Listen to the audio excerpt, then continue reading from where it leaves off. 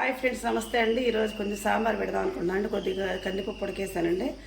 కాసిన ములక్కాయ ముక్కలు, కాసిన సొరకాయ ముక్కలు, కాసిన ఉల్లిపాయ ముక్కలు కోసారండి. స్పెషల్ ఏంటంటే ఈరోజు కొత్తిమీరను, పుదీనా, కరివేపాకు, ఎల్లిపాయ, జీలకర్ర వేసి మనం సాంబార్ పెట్టేసుకుందాం అండి. ఈ పూట అవి కొండి ఉల్లిపాయ ముక్కలు, ములక్కాయ ముక్కలు, సొరకాయ ముక్కలు, ఎండుమిరపకాయలు, ఉడకేసుకుని కందిపప్పు, చింతపండు, వెల్లుల్లి, జీలకర్ర, గల్లుప్పు, పసుపు, కరివేపాకు, పుదీనా, ఇంకా ఆయిల్ కాగేసిందండి.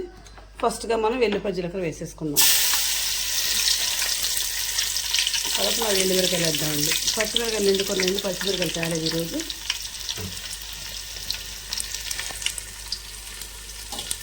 వెంటనే ములక్కాయ ముక్కలు, ఉల్లిపాయ ముక్కలు వేసాము.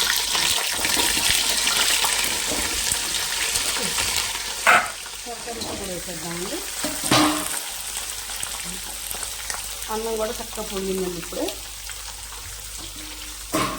చింతపండు నానేస్తాం కదా, ముక్కలు ముందు ఏం చేద్దాం, క్లాత్ పెట్టి ముందు ప్యాకెట్ కింద వేసేద్దాం. ఓకే, వీటిలో కొంచెం పసుపు, ఉప్పు వేసేద్దాం. ఇప్పుడు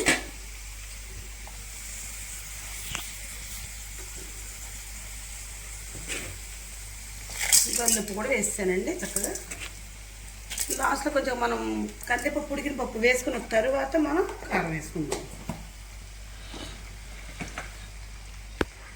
ఇది కూడా చక్కగా కొద్దిగా పుదీనా, కాస్తంత కరివేపాకు, కాస్తంత ములకాకు.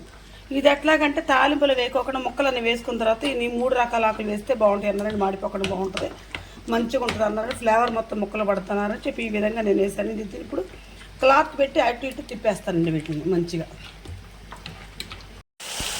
ఇది కూడా చక్కగా ముక్కలు నగ్గాయని ఇంత కారం వేసేస్తానండి. వెంటనే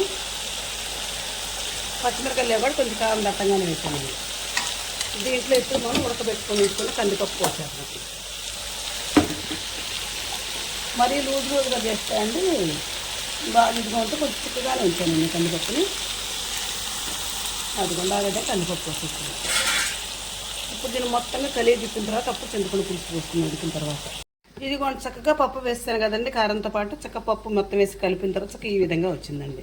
ఇప్పుడు దీంట్లో చింతపండు రసం వేద్దాం. 10 నిమిషాలు మగ్గిన తర్వాత ఇది కొంచెం చక్కగా మగ్గిందండి. ఇప్పుడు ఇందులో చింతపండు రసం పోసేద్దాం. ఓకే, ఇది చక్కగా మెత్తగా ఉడికిన తర్వాత ముక్కలు అప్పుడు మనం ధనియాల పొడి వేసేసి దింపేసుకుందామండి. నేనైతే సాంబార్ ఈ విధంగా పెట్టుకుంటానండి. మీకు నచ్చితే నేను చేసే విధంగా నాకు ఒక లైక్ అండి. Please subscribe.